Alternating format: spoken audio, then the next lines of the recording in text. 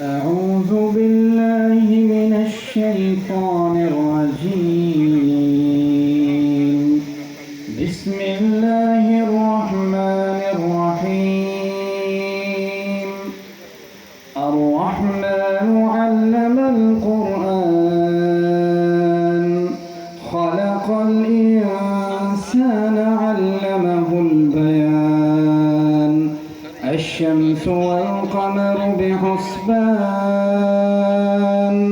والنجم والشجر يسجدان والسماء رفعها ووضع الميزان ألا تطغوا في الميزان وأقيموا الوزن بالقسط ولا تخسروا الميزان والأرض وضعها للأنام فيها فاكهة والنخل ذات الأكمام والحب ذو العصف والريحان فبأي آلاء ربكما تكذبان خلق الإنسان من صلصال كالفخار وخلق الجان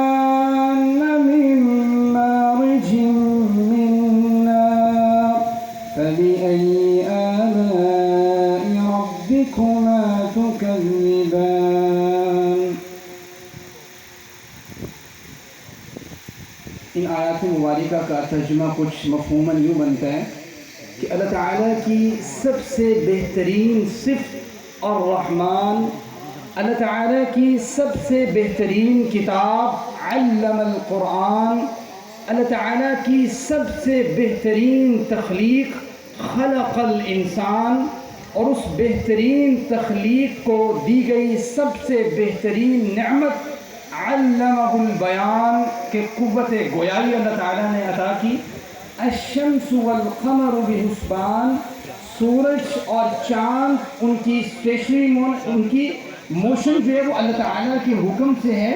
اور اللہ تعالیٰ فرماتے ہیں والنجم والشجر یسجدان، ستارے اور اشجار اسی کے سامنے سجدہ ہیں.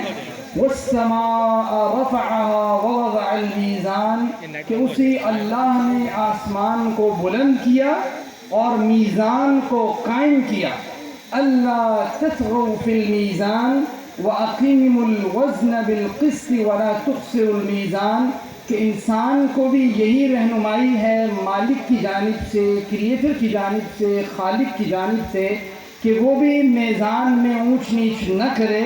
وَالْأَرْضَ وَضَعَهَا لِلْأَنَامِ، اور اللہ نے مخلوقات کے لیے زمین کو بچھونا بنا دیا. فِيهَا فَاكِهَةٌ وَالنَّخْلُ ذَاتُ الْأَكْمَامِ، صرف زمین کو خالی نہیں بنایا بلکہ اس میں ہر قسم کے پھلوں کا انتظام فرما دیا.